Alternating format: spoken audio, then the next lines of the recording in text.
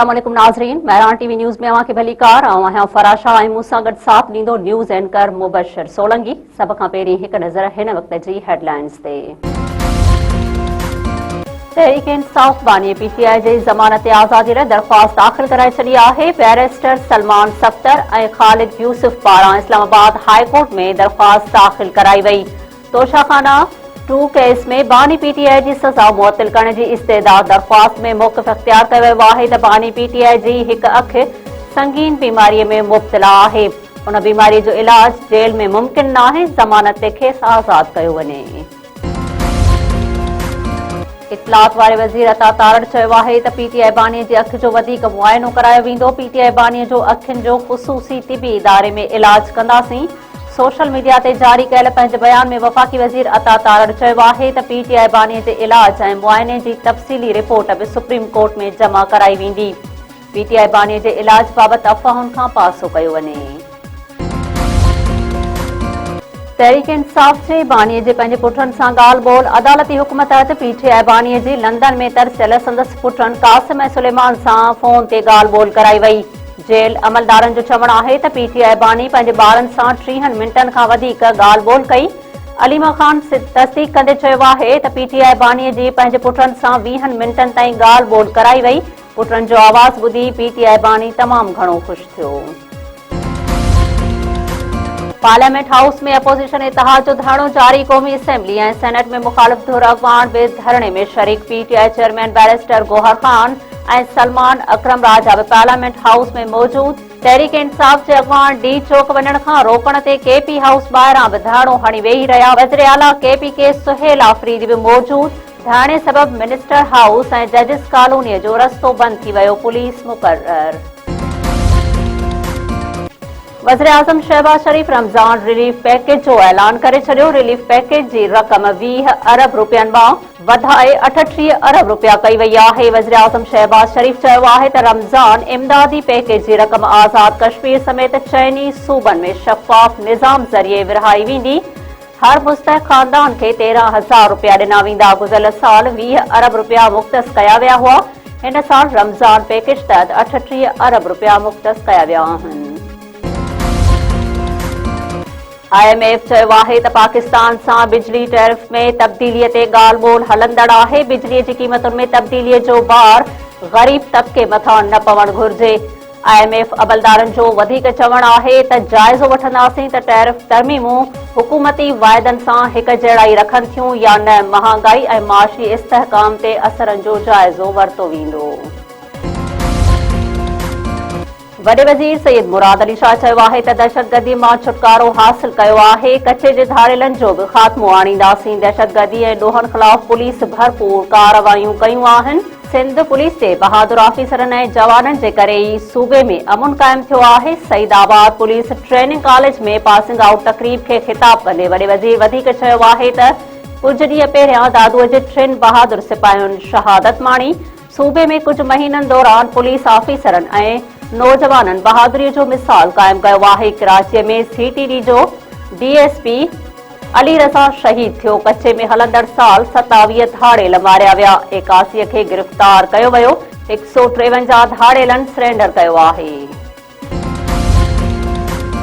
हैदराबाद में हटड़ी बाईपास ते STP जो योमे मादरे वतन जलसो। STP सरबराह डॉक्टर कादिर मक्सी ऐं ॿियनि अॻवाननि मादरे वतन जो केक काटियो। जलसे में मुख़्तलिफ़ इलाइक़नि मां कारकुननि जो वॾो अंग शरीक। STP सरबराह डॉक्टर कादिर मक्सी महरान टीवीअ सां ॻाल्हि ॿोल कंदे चयो आहे त क़ौम खे बावकार करणु चाहियूं था। सभिनी खे गॾिजी पंहिंजे हिसे जो कमु करणो पवंदो। अॼु बिना कंहिं नौकरीअ जे आसिरे लखे सिंधी हैदराबाद में गॾु थी सिंध सां मुहबत जो इज़हार करणु आया आहिनि। कराचीअ में जमात इस्लामी पारां सिंध हुकूमत ख़िलाफ़ सिंध असेंबली अॻियां एहतजाज। पुलिस पारां कारकुननि खे छड़ोछड़ करण लाइ शेलिंग ऐं लठबाज़ी। पुलिस ऐं कारकुननि में छिकताण। मछरियल माण्हुनि जे पथराव सबबि केतिराई पुलिस अहलकार ज़ख़्मी। पुलिस जी लठबाज़ी जमात इस्लामी जो हिकु कारकुन बि ज़ख़्मी थी पियो। 10 कारकुन गिरफ़्तार।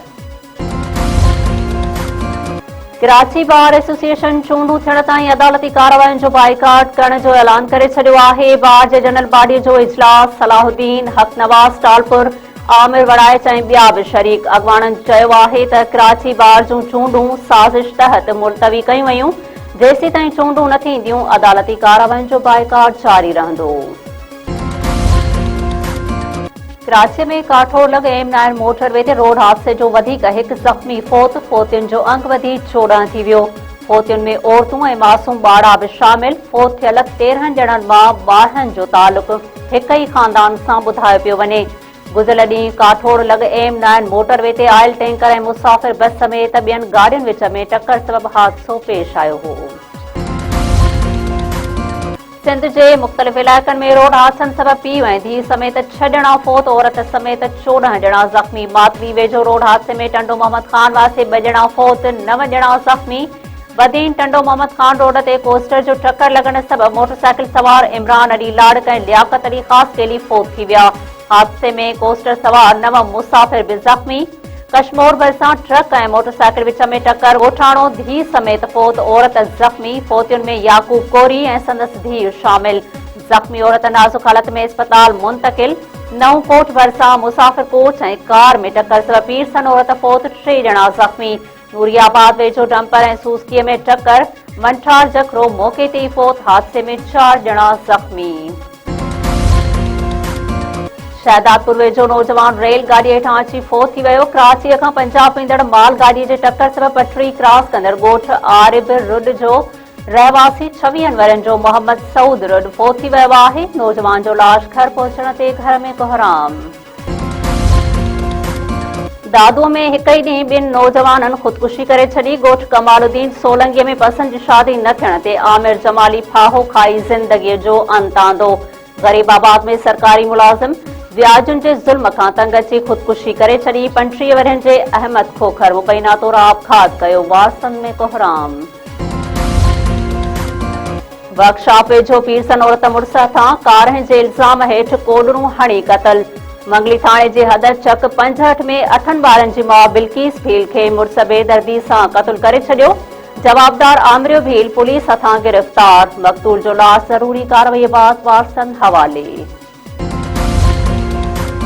T20 वर्ल्ड कप में पाकिस्तान ऐं भारत विच में मुक़ाबलो सुभाणे थींदो। क़ौमी टीम तरफ़ां कोलंबो में training session. Pakistan cricket team जे कप्तान सलमान अली आगा चयो आहे त पाक भारत मैच में स्पिनर बालनि जो किरदारु अहम हूंदो। पाक भारत मुक़ाबलो हमेशह लाइ वोल्टेज हूंदो आहे, पर असांजी तवजो रुॻो पंहिंजी कारकर्दगीअ ते आहे। टीम जी फतह लाइ पुरउमीद आहियूं।